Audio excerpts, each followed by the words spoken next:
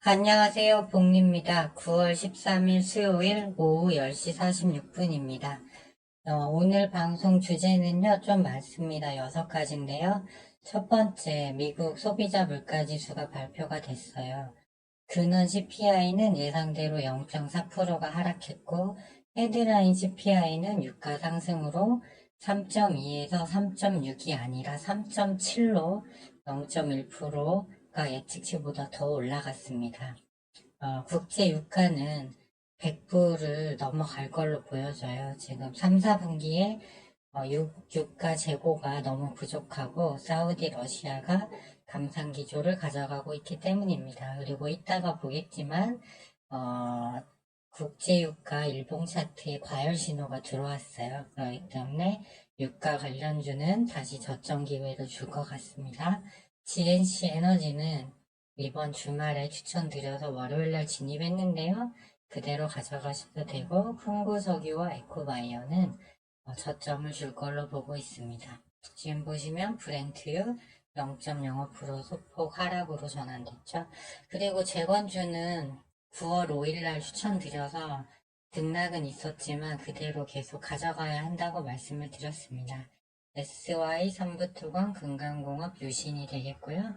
재건주가 오늘 좀 강했던 이유는 10대 그룹 총수들이 다음 달에 사우디에 네옴시티 수주를 위해서 방문하고 또 장시간에 오후 5시 30분에 우크라이나 정부 재건단이 곧 출발한다는 뉴스가 나오면서 시간에서 다시 상승이 나왔습니다. 그리고 아직 국내 뉴스엔 나오지 않았지만 블링컨 장관이 러시아와 협상을 우크라이나에 권고한다는 그런 내용의 ABC 뉴스 인터뷰 기사를 또 소개를 해드릴 예정이에요. 그래서 위치상으로 재건주가 갈 수밖에 없다 이렇게 보고 있습니다. 시간에서 재건과 로봇 일부주가 강세였지만요.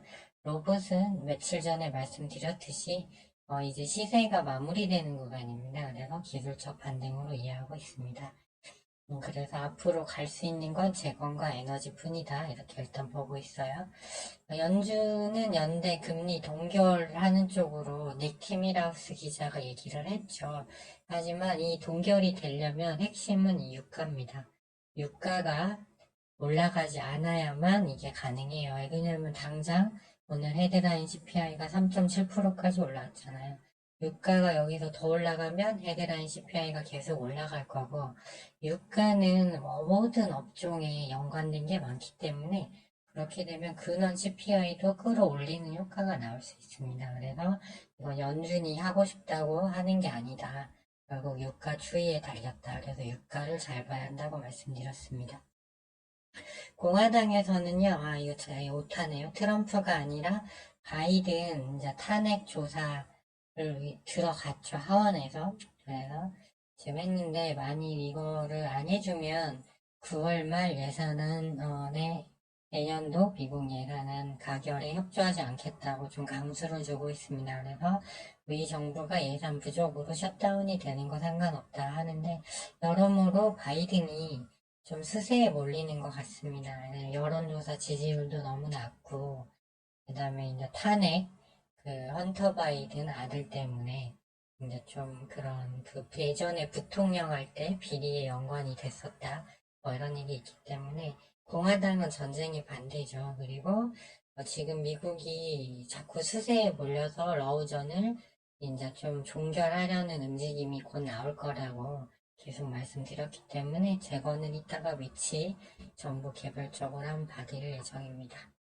지금 CPI 충격은 일단 좀 없는 걸로 보여져요. 일단 나스닥 빅테크 관련주들이 상승 중이고 나스닥이 이제 여기서 오늘 강하게는 못 갈 거예요. 왜냐면 헤드라인이 많이 올랐기 때문에 아마 보합선에서 움직이고 어제보다 좀 높거나 좀 소폭 하락하거나 뭐 그 정도 선에서 아마 움직일 걸로 보여지고요.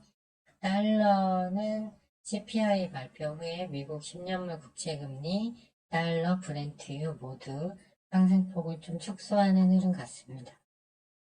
매일 확인하는 8개의指표를 먼저 한번 보고 가면요. 제가 왜 시황 부분에 종목 분석 들어가기 전에 할애를 많이 하냐면 시황하고 기술적 분석은 뗄래야 뗄 수 없는 관계입니다. 그렇기 때문에 이걸 안 하고 가서는 올바른 판단을 할 수가 없습니다.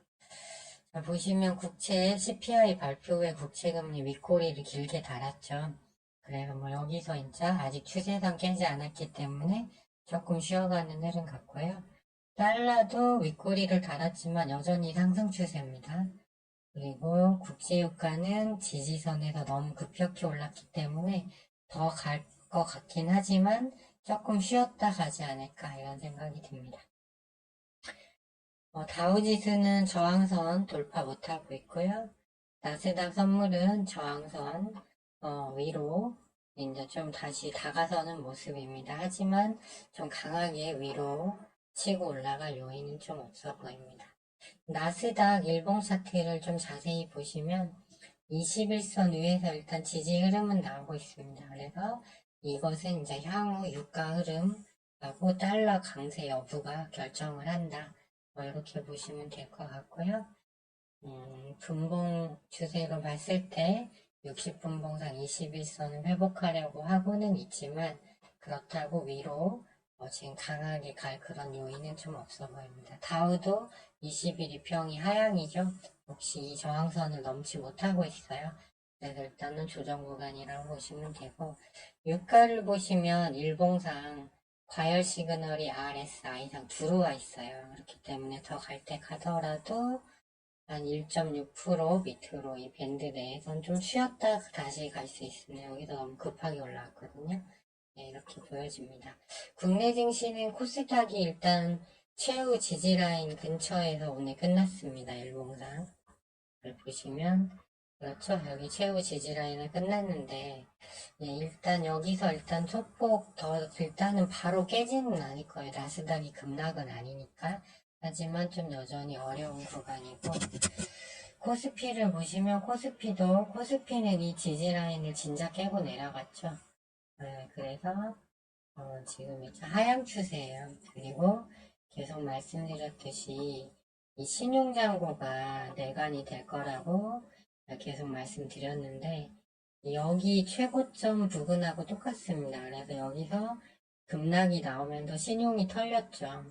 네, 여기도 그런 구간이 이제 여기서도 좀 나올 걸로 일단은 보고 있습니다. 신용이 이 구간처럼 털리는 구간이 나올 것이다. 일단 이렇게 보고 있습니다. 그래서 지수 흐름은 여전히 좀 녹록지 않다. 이렇게 보시면 될 것 같아요. 일단 저는 가장 좋고 유리한 위치에서만 매매를 하고 아니면 쉬는 게 좋다고 보는 입장인데요. 최근에 반도체가 약세고 2차 전지도 약세해서 지수가 갈 수가 없는 구조입니다. 네, 그런 상황이라 이제 순환매 테마 장세인데 바이오도 그렇고 로봇도 그렇고 다 갈 수 있는 섹터가 없어요. 이제 에너지는 올라갈 거지만 이제 유가 관련주 보면 에코바이오, RSI가 이격이 커졌죠. 근데 국제유가가 쉬어갈 거기 때문에 60분봉상 요 하단까지 다시 눌림을 줄 걸로 보고 있습니다. 그러니까 이제 이거는 그때 진입하셔도 무리가 없다고 보고 있고요. 흥구석유도 마찬가지로 일봉상 너무 과열해요. 그렇기 때문에 얘도 역시 밑으로 내려오는 수렴 구간에 왜냐하면 유가가 과열이 떴으니까 이제 조정 구간이 나올 걸로 보고 있고요. 다만 GNC 에너지는 오른 게 별로 없죠. 그렇기 때문에 현재 매수분은 그대로 가져가면서 더 내려오면 추매 대응하면 된다고 보고 있습니다. 그리고 이제 재건주를 보시면 SY가 대장주예요. 그래서 제가 여기서 찍고 내려올 때도 매도할 필요 없다고 계속 말씀을 드렸습니다. 그래서 이제 오늘 21.12% 급등을 했다가 시간에 2%까지 빠지다가 재건단 파견 소식에 다시 보합해서 끝났어요. 그래서 이제 여기서 탄력 있게 못 가더라도 상승 추세를 계속 타고 갈 겁니다. 급하게 하락이 나오진 않을 거예요. 그렇기 때문에 들고 가셔도 되고 유신 같은 경우는 후순위 주다 보니까 좀 약하지만 여기 17점 오늘 종가 기준으로 위로 한 17%까지는 열려 있으니까 기다려 볼만 하겠고요. 금강공업도 후순위주지만 여하단 지지라인이 강해서 더 빠질 게 없다고 말씀드렸죠. 그러니까 얘도 위로 18% 정도 최대 매물대 있는 데까지는 가져가 보셔도 되고요.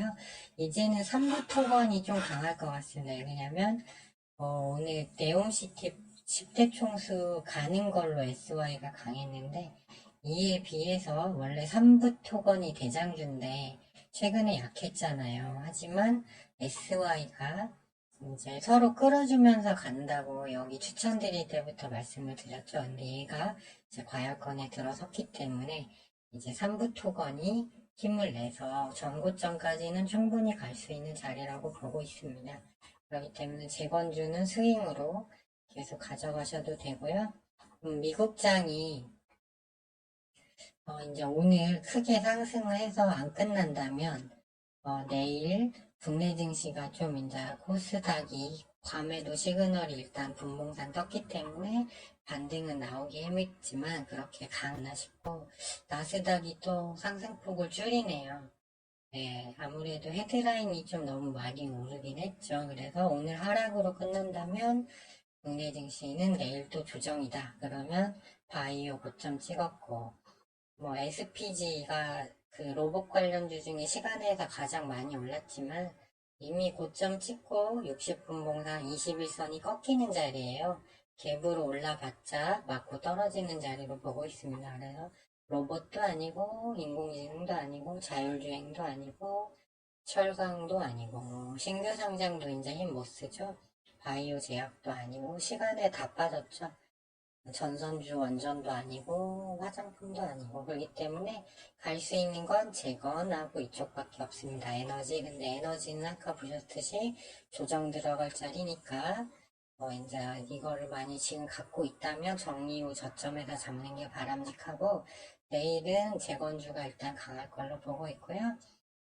이 기사를 한번 국내엔 소개되지 않았지만 ABC 방송에서 토니 블레어 미 국무장관이 인터뷰를 한 겁니다. 23년 10월 9일이에요. 근데 국내에 나오진 않았는데 이때 6일하고 7일날 우크라이나를 방문했죠. 그래서 무기 지원한다고 얘기했는데 이 사람이 간 이유가 1년 만에 간 것이 저는 약간 이제 평화협상이에요. 얘가 우크라이나 병력도 없고 미국이 이제 무기 대주기도 어렵고 유럽과 미국에서 이제 지원 중단 여론이 많습니다. 그래서 미국이 수세에 몰리고 있기 때문에 모스크바와 협상하는 거에 우크라이나 정부가 아마도 응할 것이다, 동의할 것이다 라는 내용이에요. 그래서 우리는 이제 좀 러시아와 좀 협상을 얘기할 단계가 왔다. 다만 그것은 좀 지속성 있게 신뢰될 수 있는 거여야 하고 그 다음에 우크라이나의 자주권과 영토 독립성을 보장하는